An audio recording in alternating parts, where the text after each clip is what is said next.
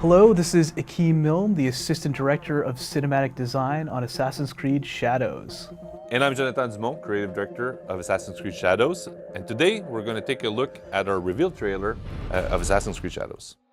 From the beginning, we really wanted to try to create this atmosphere of danger. So we're getting glimpses of our Shinobi protagonist, Nawe, as she chases down a target through the shadows. We want it to feel as though she has complete control over her environment, and a real homage to old ninja films where we just get like little glimpses of her in the background, not really sure what we're seeing.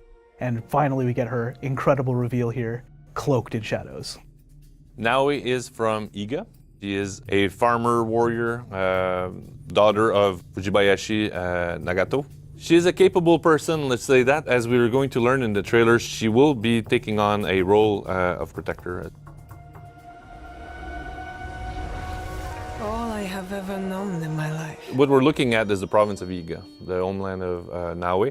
It's isolated a little bit in the mountains, and they were home of the Shinobi. They come from here, or at least a portion of them come from here. And the interesting thing is, once we traveled to Japan and we visited this province, it came very clear how that world came together. Like, so it's sort of isolated in the mountains, sort of kept to itself. It's a very good representation, in my opinion, of that place. Our land. Our customs. My family. Burns in the name of unification.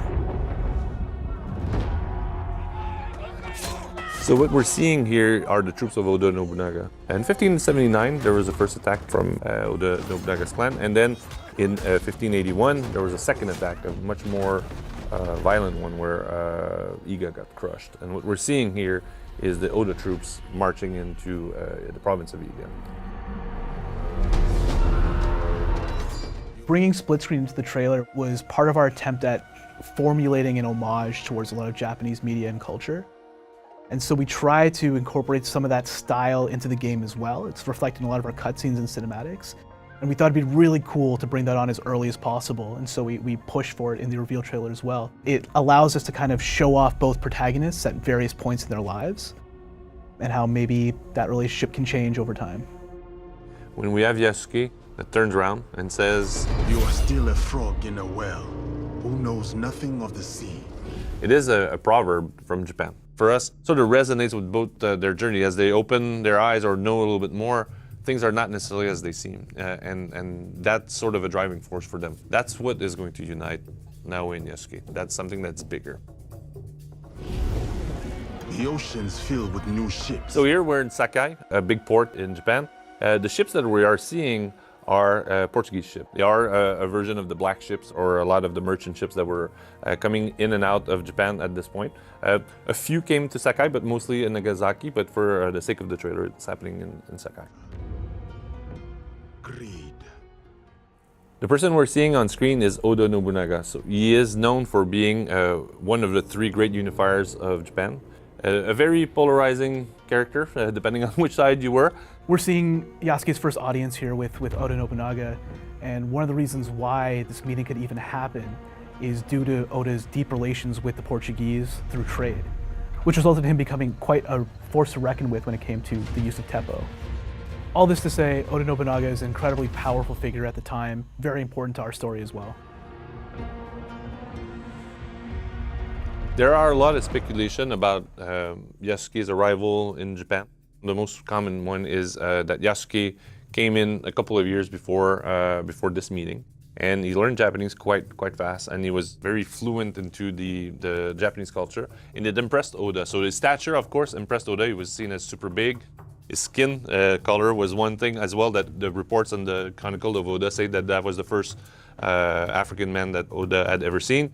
Oda asked him to stay with him, and this is what we know pretty much of the story of Yasuke. So there are a couple of elements that we will see also in the game that are historical reports of his presence, but then after that there's quite a bit of an interesting what if with him that will happen.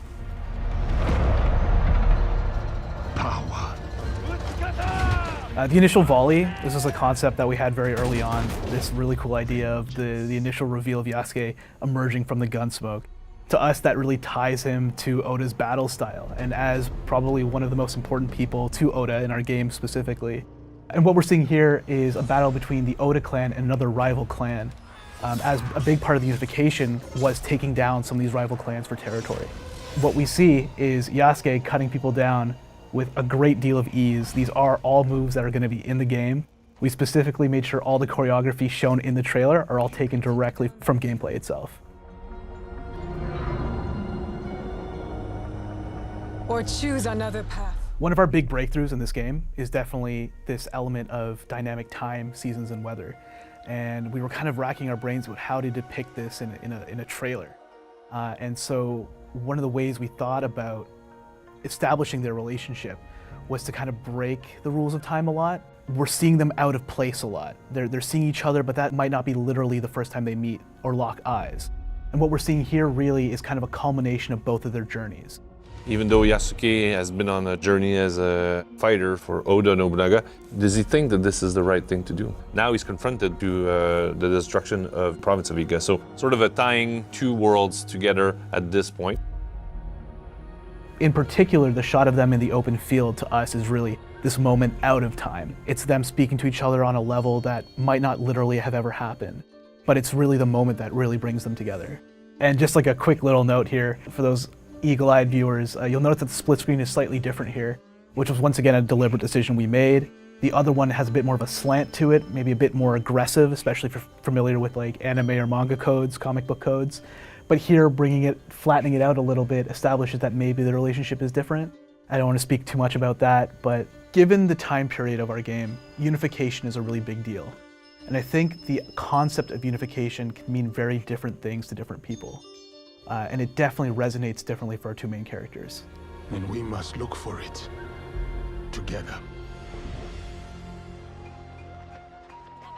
So what we're seeing here is that Naoe and Yasuke do have allies in the world. Like every good shinobi, she has access to a network of spies and people that can help her and trade for information. And we're seeing here is somebody giving her information on the whereabouts of the person that she's looking for. In the game, you can switch between both characters as you please. They do have a life when they're not played, so when you switch back characters, you can see them do something different. Most of our black box level designs allow for both playstyles to work kind of perfectly, and you can choose the one that you prefer. If you want to go in and just be full of brawn, cut people down with Yasuke, you have that option. If you want to take a sneakier option, well, you'll see what that looks like in a second. Rebuild. This is my favorite part. The wink. A big thing we were pushing for in our trailer was to really humanize our protagonists. Real emotional stakes, make them feel like people you could actually see in real life, especially given that Yasuke is based off a real person.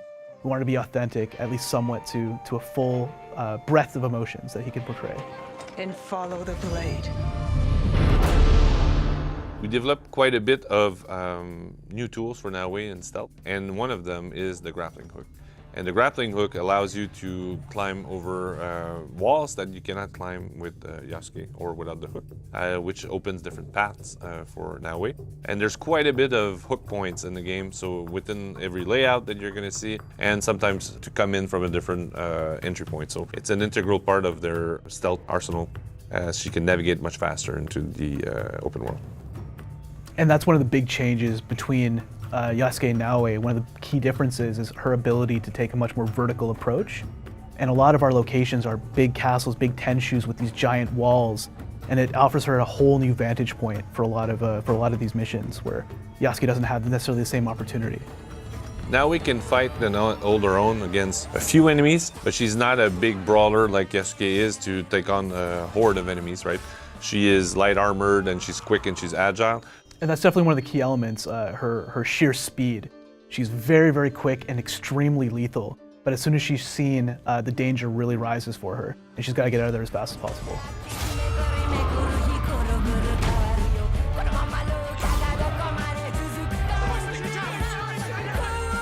Is destruction in the game, Joe? Are some things breakable in our game, would you say? Yeah, shit is breakable in the game. Part of our dynamic world and the dynamism that we created for Japan, goes also in the low-level destruction. So the weapons that we've put a lot of little technological breakthroughs for our weapons, where you can destroy a large amount of props in the game. You can see him plow through the Suji doors. You could, destroy a full market if you wanted with the Kenobo. Obviously, the goal is still not to break everybody's stuff, but Yasuke can do it as well as Naoe, depending on the weapons they're using. That's right. Yasuke is not the only one that can break through those shoji doors. Now he can assassinate people through them. This is a weapon that Yasuke can carry around in the game. It's called a Kenobo. It's a very heavy weapon that does a lot of damage. It's a little bit of a slower weapon compared to katana, for example. But it is a weapon that brings a lot of destruction as Yasuke wields it. And Yasuke is a strong man, so he is the perfect candidate to handle the Kenobo in the game. I said, who do you serve?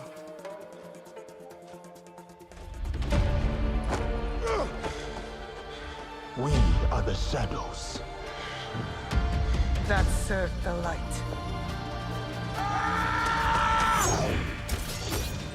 The hidden blade has two functions, so it can come out as a regular hidden blade, like for stabbing people. But now we can extrude the second portion and flip it so that she has a dual wield using a smaller weapon called a tanto and her hidden blade at the same time. So that's a very fast, damaging situation for most people that are fighting her at that time. And what Joe touched on is something that I know fans have been wanting for a long time, to bring back hidden blade combat, like being able to just fight with your hidden blade. And we brought that back with the Tanto style. It's very cool, very fast, once again, very lethal in Naoe's hands. When it came to the name of the game, that was something I remember Joe talking about, making sure we had some sort of base into the original lore. And this line was always something that really stuck out with you. We put it in the trailer as well as a kind of punctuation, shadows. They are working in the shadows to serve the light. And that's always been the callback we wanted to conjure with this. Paired with that is also our renewed emphasis on stealth in this game. There are a lot of new mechanics we've added. There are a lot of really interesting tools we've given Naoe. I think for fans of stealth, you're going to be extremely pleased with some of the mechanics we've added into the game. And a little bit on a meta level for both characters, Naoe being a shinobi, but coming from a place that is not necessarily prominent or just at the forefront of the conflict, but a little bit more emerging back from the shadows. It fits with her. And Yasuke as well, coming from a background that's outside of Japan. They are lurking in the shadows, but they are doing so to protect the land. This is a very interesting narrative that will flow towards something pretty positive for us in the game, and very satisfying in my opinion. Thank you so much for watching. Assassin's Creed Shadows is out November 15th, and we cannot wait to show you more.